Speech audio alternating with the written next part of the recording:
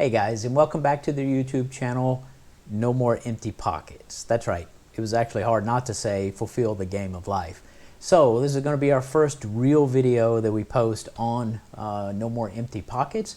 As you can see, I'm still here in Sesimbra. I'm still sitting in front of the computer, so I look smarter than I probably am. But I'm excited to start sharing this information with you. I've made financial videos and they're much more psychological, much more kind of construct of the way the economy works and the way the world around you is built to basically make sure you work until you're 67 years old. Finally, in this video, I'm going to get to the first real content of how I achieved and how you might want to consider achieving early retirement yourself financially. But let's start with this. First of all, you have to have a huge disclaimer when you make a financial video. It is technically against the law to give financial advice. So understand, this is not financial advice, this is financial opinion. These are my opinions and these are the results that my opinions have led to.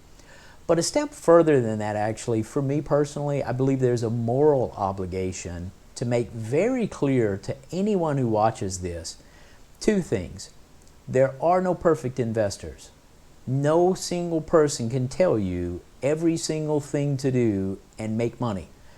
Everyone makes bad choices. And in future videos, I'll show you that in general, even the professionals who pick stocks are at best 50-50 when studied historically. So understand this, no one can tell you a 100% make money plan. So what that means is you will always incur some losses. Any information and opinion will ultimately lead to some losses. What you have to do as an investor is have more wins than losses. And my opinions so far in my life have led to that in a really clear way, which kind of leads me to this philosophy. I have simply never really given financial opinions, never in public, because of that moral obligation. Because losing my money is one thing, losing your money is really mentally stressful for me personally, believe it or not. But this is the way that I say this to the people that I talk about investments at all. Is this: I can't guarantee that my opinions will lead to making money. However, historically, my opinions have led to making money. But if you lose money, you can bet I am also losing money, because I'm not making this up. I'm not giving you opinions that I don't actually execute on. So it is important to understand this is actually what I'm doing and the results that I've achieved so far in 2020.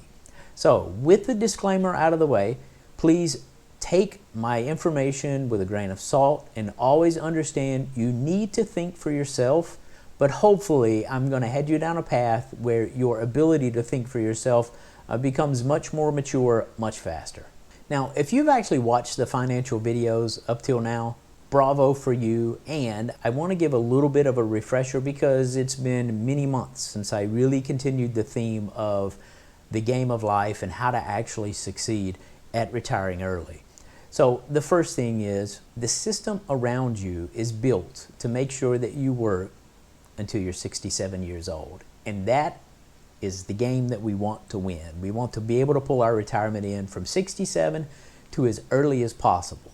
If you've been following along my financial independence videos, there really been 3 or 4 major topics. Back on video number 3, we basically defined the game of life as figuring out how to retire early, how to make decisions that buy your retirement back from 67 to earlier years. And if you watch video 6, you should be much more aware of how the world is designed around you, how your opponents play the game of life. But as a quick summary, if you don't want to go back and watch that video, or just a reminder, the game of life is really played by not teaching people how to make money with money, so financial lessons are really few and far between in the normal education system. And then second, market to you so much that you spend more money than you make and you go into significant debt. It is this debt that basically guarantees that you'll work until you're 67. And in video 8, I spent quite a bit of time trying to make really clear the most important concept about retiring early. You have to learn what assets are. If you're going to spend money, you need to spend money on assets. And an asset, for a very general description without all of the financial people getting upset at me, is someone willing to pay you more than you paid for what you own. And in video 9, I actually go through the basic calculations of the average American and their level of debt and how much of their work week they actually put in to just pay interest on loans. And basically, 25% of the average American's life literally pays the banks. And after this massive excitement of spending all of our time at all these beautiful sites in Portugal, it's been quite a few months and I finally got back to making financial videos, and I spent quite a bit of time putting together a 4-video series on inflation. And you may think to yourself, I think he was just kind of ranting. It was one of those things that really bothered him, but you're about to find out that those 4 videos are the basis of many significant investment decisions that will change the way you see everyday life and will enable you to make much smarter decisions in the future that will enable you to retire early. So I would encourage you that if you haven't watched these videos, that you actually take the time to watch the videos. You're investing in your own thought process, you're investing in your own future, and you could spend it watching who knows what on Netflix, or you can get smarter to make smarter decisions. So I encourage you to invest your own personal time in your own future by watching these videos and really internalizing the message that I'm trying to get to you. Why would I spend the first 9 videos talking about the way it's constructed? Well, because investing is 90% psychological.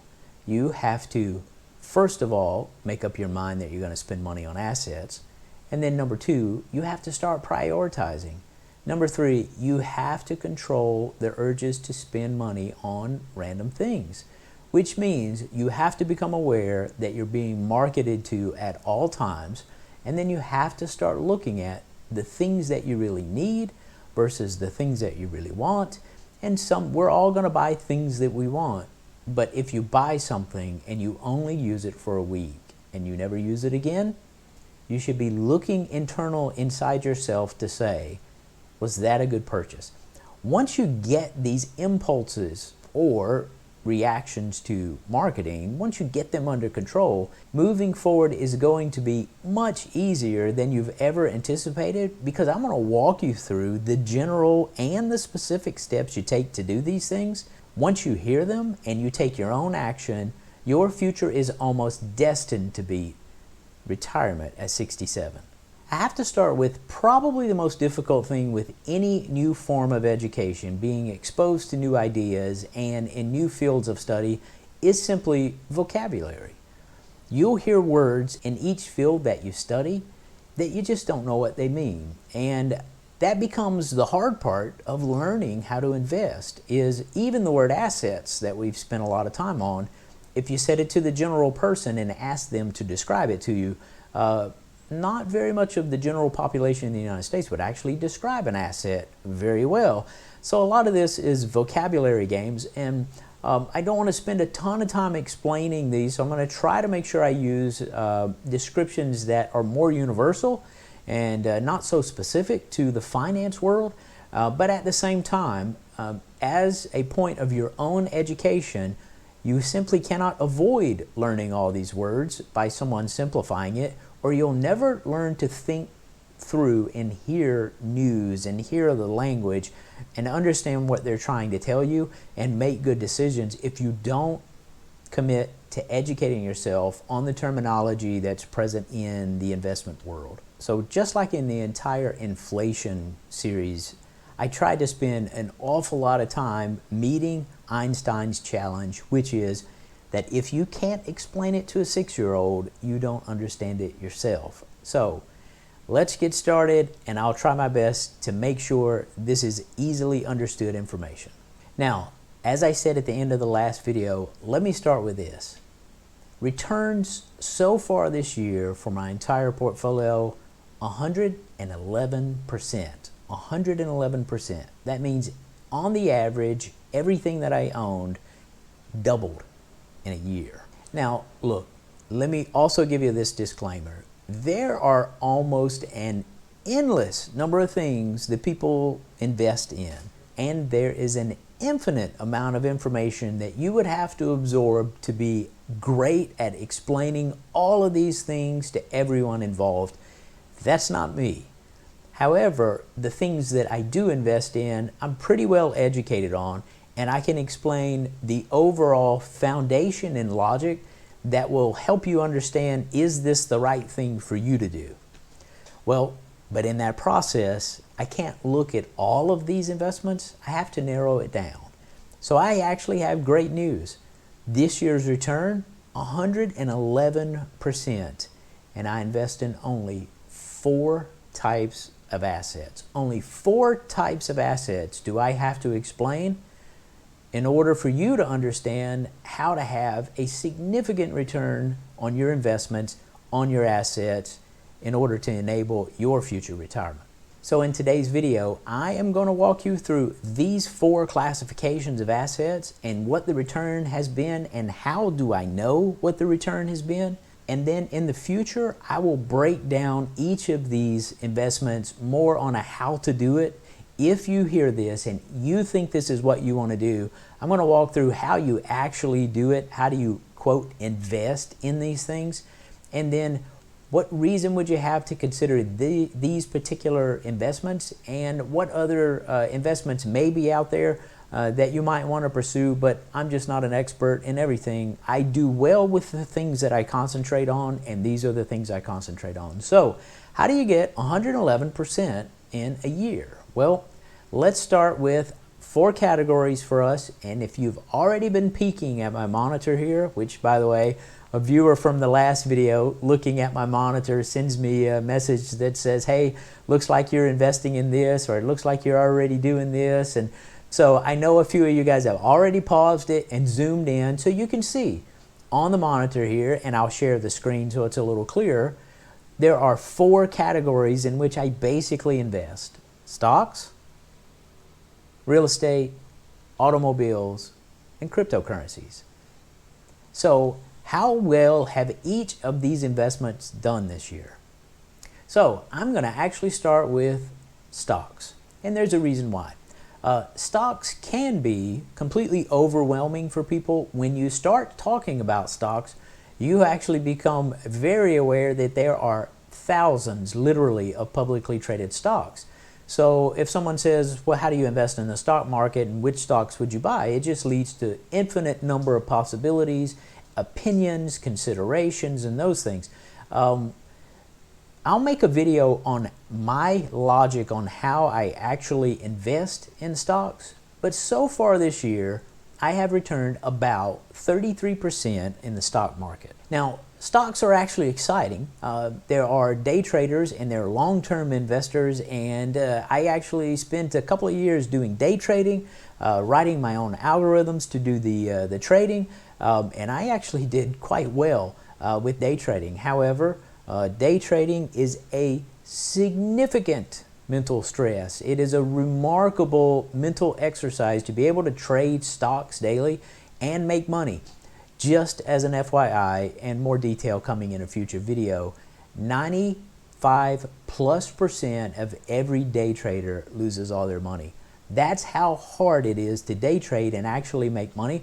So I'm proud that I did that. But in retirement, there are 2 reasons that I have no interest in day trading. Number 1 is it's not retirement. It's a full-time job. You get up, you look at the screen, you're watching the market while it's open, you're making trades all the time. And number 2 is it is significantly mental stressing. There are days in which you make money. There are days in which you lose money. If you're good at this, the long-term winning percentage seems to be in the lower 70%, which means 30% of the time you're sitting there looking at a screen when things are losing significant amounts of money, and it's just difficult to deal with psychologically. It's a difficult world to live in. So why would I retire and even start to try to day trade? I don't want the mental stress, and I don't want to invest the time every single day that the market is open in order to be investing in day trading. So basically, I'm a long-term investor in the stock market, and in the future video I'll explain how that works and why I choose long-term investing. But this year, a 33% return is darn good. I'm very happy with it. Now, before I leave the topic of stocks, I have to add this. If you have watched those inflation videos and understand the monetary theory that's going on behind the stock market, which is one of the major reasons I put those videos together before I started trying to explain how to invest, you have to understand what's going on. And the majority of the stock market's gain this year is simply because the Federal Reserve is endlessly printing money. So why is it important to understand that? Well, in the future, they'll eventually stop printing money, and then what happens to your investments in stock? We need to be thinking about that, and we need to be ahead of that. And we'll continue to watch that as the pandemic finances develop. The second category for me this year is real estate. Now, calculating gains on real estate is quite a bit more difficult than just saying I bought a stock at $10, it's now worth $12, I gained 20%. Real estate has quite a few complexities, but I believe it's a necessary field to invest in. First of all, is it's typically the first investment Americans make by buying their own home, and they start to get asset gains off of the value of the home. And if you watched our previous videos, you do know that we own our home, we rent it, so we're still getting appreciation on the property, and we're pulling in rent through the process of just renting our home. So there's some gain that's to be had there. And I also have I'm a partner in a business that has small apartments that we rent. And just like a home real estate, not only do you get the rent that's coming in, which is pretty easy to calculate, your cost and your rent, but the properties themselves rise in value. And just as I've walked through, once again, this is tied to monetary theory. So what is my estimated return on all of the real estate this year? I'm thinking it's somewhere around 40%. Referencing the Fed's own website, the average cost of a home in America was $212,000 in January and is now $268,000 in August. That's a 26% increase, 26% increase in the value of homes in just January to August in 8 months, which is remarkable. But it shouldn't be that remarkable to you if you watch the inflation videos. So I want to take just 1 minute because I find this fascinating. When I continue to use the terms that money is printed, it's made out of nowhere, those things like that, which, by the way, is not my own words. It's the word of the bankers and the quotes that I showed you before. So if you have issue with that, you're really just, beating up the messenger. The fact is the banks do make money out of nowhere. So you ask, how does that happen? Well, one of the two big tools that the Federal Reserve uses is interest rates. And here's what happened so far this year. The Federal Reserve, in order to stimulate the economy, has lowered interest rates on home loans to the lowest in the United States history. And when they do that, what happens is people who couldn't qualify for home loans now qualify, and they qualify in massive amounts. So everyone in the United States that could possibly qualify for a home loan qualified. And when they do that, the banks literally are allowed to give loans, but they have nothing to back up the money. It's such an interesting thing that every time a loan is made for a home, there is nothing backing it. It's literally the monetary theory. Now, if you doubt that, again, start doing your own research. It's remarkable. It used to be, a little bit of a tangent here, but it used to be that the gold standard would have prevented that because you'd have had to have the gold in the bank before the bank could loan you the money. Then, once the gold standard was broken, there was a thing called a reserve requirement where a bank had to keep 10%. So for every dollar someone deposited in the bank, they could loan out $10. So it was a 10% reserve requirement. And I'm going to show you right here on the screen right now the latest communication from the Federal Reserves to private banks is the reserve requirement is 0. That means the banks don't have to have any deposits from any savers such as you and I in order to make a loan. They can literally make a loan out of thin air that's backed solely by the United States, the reputation in the United States, and the Federal Reserve. So every home loan made in the United States over this last year is essentially money printed out of nowhere, but it stimulated the economy. Imagine how much interest is being paid on these loans to the banks, and imagine how many hours of work and jobs are created by the home industry. How many jobs for construction and repair and making lumber and all those things. But anyway, another video for another day. But just to understand, these prices didn't go up magically. They were done, and they were done on purpose. The good news is, if you already owned a home, it's now worth 26% more than it used to be just 8 months ago. Just as a personal side note on this made the market so hot. I had a rental property that I had owned for about 10 years in South Carolina. And a year and a half ago, 2 years ago, I tried to sell the property and needed a little more upkeep. Got close a couple of times and just wasn't successful, so I went back to renting it. And as I watched this real estate market, I kept waiting, and about 3 months ago, I said, you know what, it's time to sell this thing. The market is so hot, everybody is buying. And so I contacted a real estate agent, I put it up for sale, and in the same first day, I get an offer to buy the house at the asking price, literally on that day. So that whole thing has permeated America, and the prices, of course, go up. When there are that many buyers and that few sellers, the prices just skyrocket. But anyway, I was a beneficiary of that, not only in the rental property, not only in the sub-business rental property, and my primary residence that I still own. So it's a little bit harder to estimate the real increase in the asset, but it's somewhere in the ballpark of 40%, because not only do you have the appreciation, you have the rent coming in as well. On to classification number 3. As you have seen on the screen already, probably, the next classification is automobiles. Now, automobiles are super interesting because I want to make clear to anybody watching this video, buying a new car is almost for certain the worst thing you can do financially. And buying one or leasing them continuously is just the biggest waste of money in probably modern economics. And I will make a video explaining how the money works when you buy new cars. But the bottom line is this: I don't want to show you this sector of how much appreciation in my automobiles have occurred this year without you understanding that you cannot just go buy a car off the car lot or a car that's 5 years old and expect to actually make money. You will lose money. It's a guaranteed, unless you buy what I'm at. First, either exotics, which is way more money than any of us want to spend, or 2, classic cars. Well, as I showed in a video earlier, I have 4 classic BMWs. And just as, once again, the devaluing of the dollar has happened across the board in the United States, it's remarkable to understand what's actually happened to the value of those 4 cars over just 2021 alone.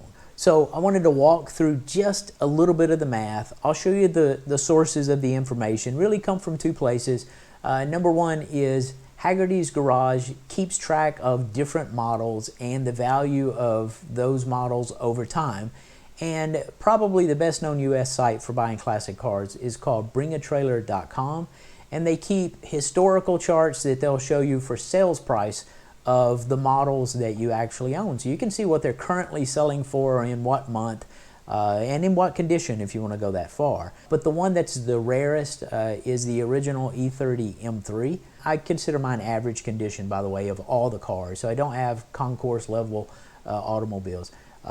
but average condition cars, E30 M3 has moved from $55,000 to about $68,000. That's a $13,000 increase. That's a half of a year of expenses on one automobile. 24% increase in the price of the automobile so far this year, and will by the end of the year be about 35%. I also have two 635 CSIs. They're not true classics like the M cars, but they're classics and gaining a bit more notoriety around, if in the small groups that are BMW guys. And once again, using the same resource. In January, they were worth about $12,500 each. And now it's September, and they're selling for about $17,500 each. So that's a 40% increase in the value of two automobiles that I own. So that's pretty good return so far year to date. And by the end of the year, if they stay at this rate, will be almost a 50% return compared to the data that I'm showing you here. So 50% return on two automobiles and another 30% on one. The one that is kind of my daily driver, though still got some work to do on it, is the 850i. And it's not seen that big of a climb. It's gone from about $25,000 to $27.50, and that's still 13% return on the asset of the automobile. So what do I actually have here? Well, I've got 4 assets that sit in a garage that are just making money. I made enough money that if I sold those 4 cars, could live for an entire year just on the cars with no other investments, right? So owning the assets of cars, understanding that they're really collectibles if you focus on collectibles, and you can actually make money. But I want to make clear one more time. If you buy or lease new cars, you are losing money continuously, right? Continuously. Just like the car I bought here in Portugal. I'm losing money. It's depreciating. So just understand, when I say making money off cars, you don't do it by going to a dealership today and buying the cars that are on the lot. They're losers, not winners. More to come in a future video on that. So on to the final category. And just as I said, someone saw last video, they were looking real close at my computer screen and said, hey, you know, I see you're invested in crypto. Crypto returns this year, phenomenal. About 220% return on the crypto that I own. That's remarkable. There is just simply nothing really in history that's ever come close to Bitcoin and the continuous gains. It is the biggest wealth maker in history as a single asset, and it's been going on for a decade now.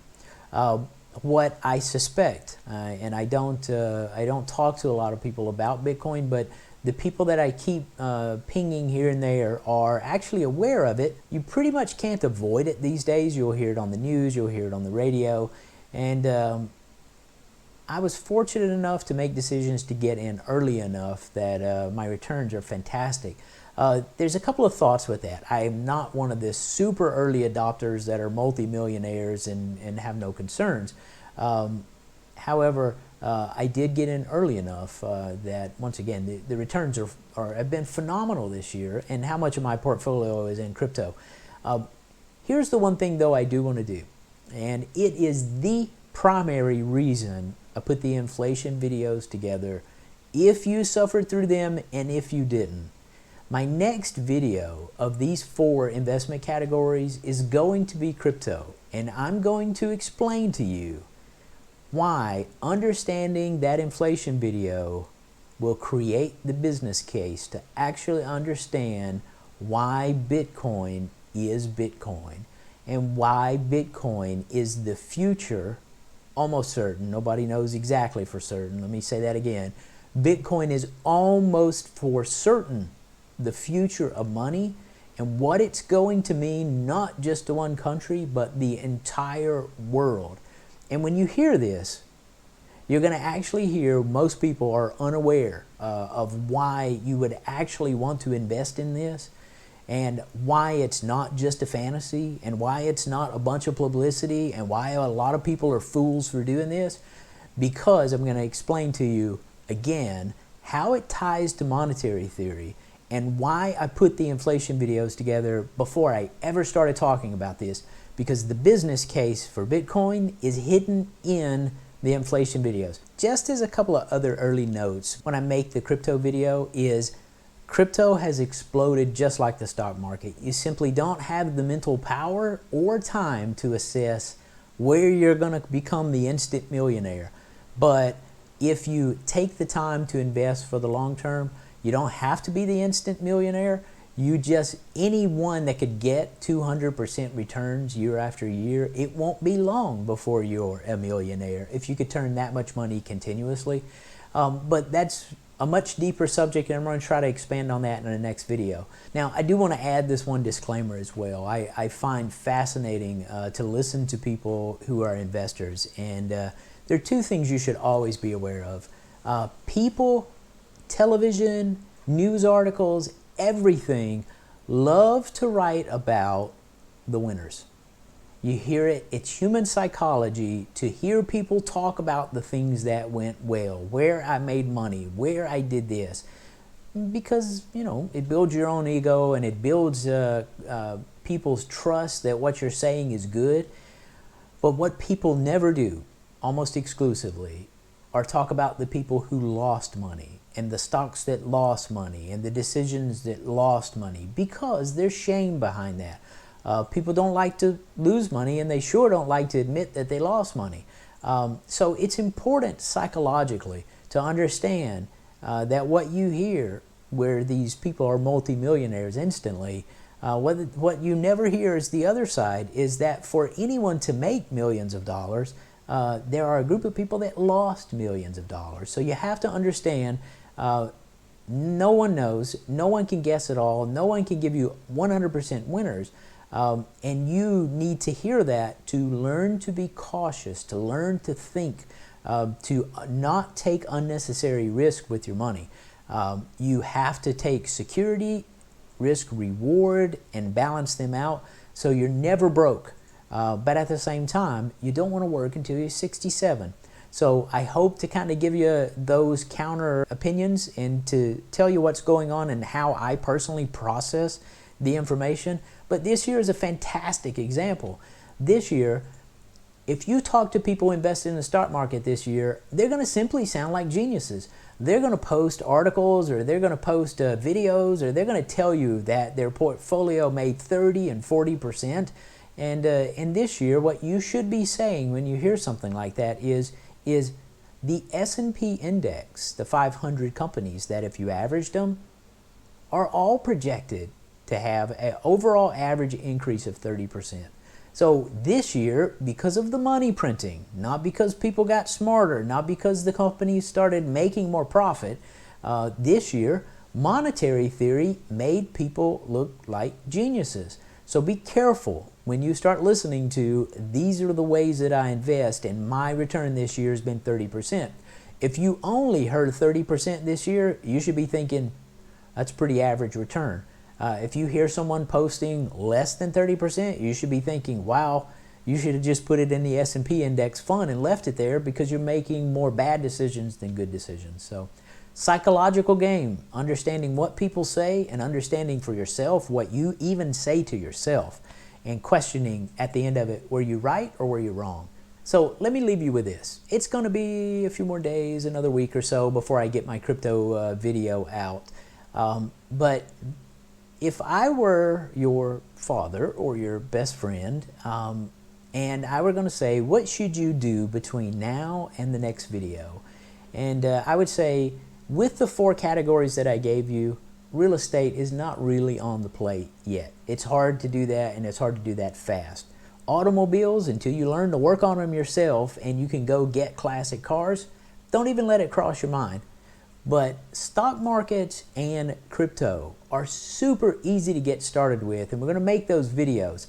But before you get started, you got to do the same thing in both of them. You have to open accounts.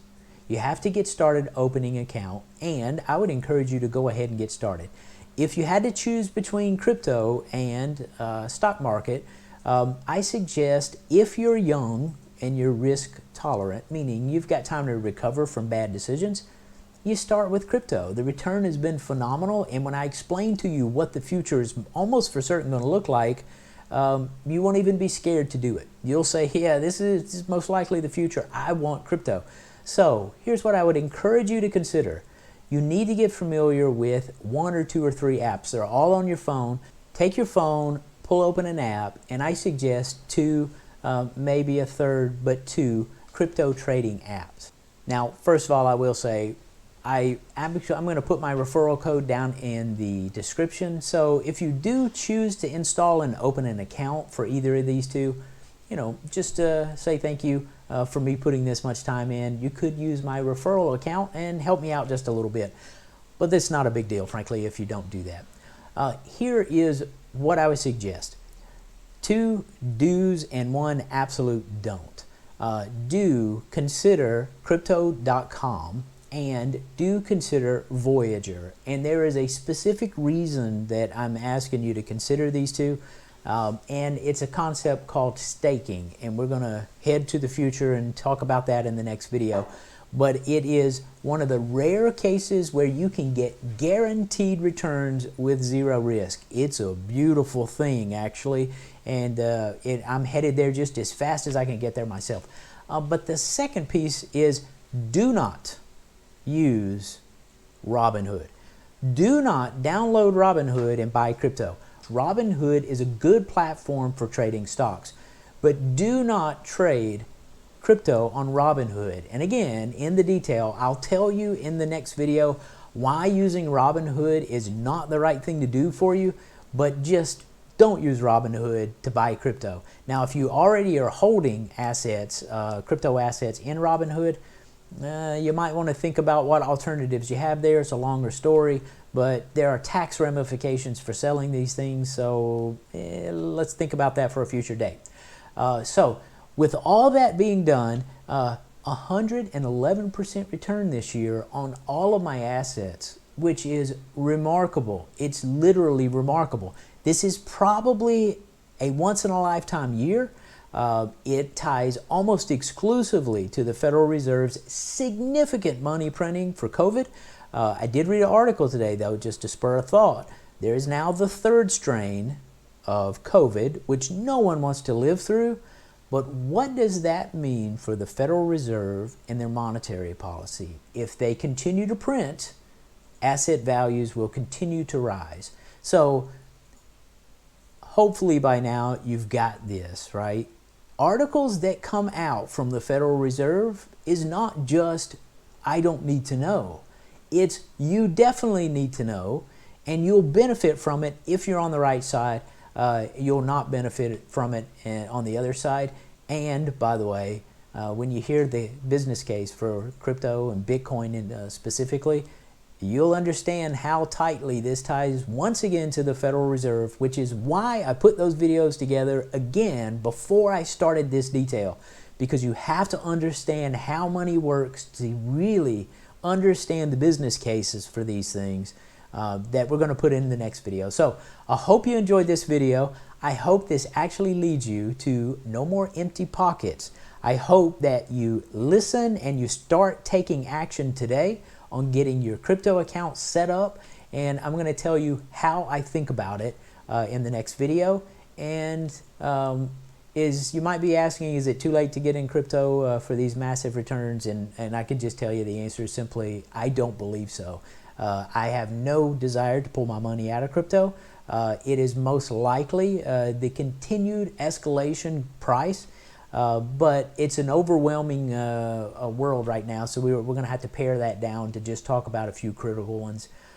So that's a lot of words to say. I hope this is exciting for you, because this video starts the actions you can take to change your life, to actually move from being in debt. You need to pay off your debt. You need to get money in these assets, and we're going to walk this together. So I hope this helps you out in the long run. And again, if you are going to open an account in those 2 apps, please use the referral codes that I put down in the description. But if you don't, that's no big deal. I've got life figured out and got it financed already. So hope you have a great day, and looking forward to making the next video. Oh, Don't forget to hit that subscribe button and give me a thumbs up. Have a great day.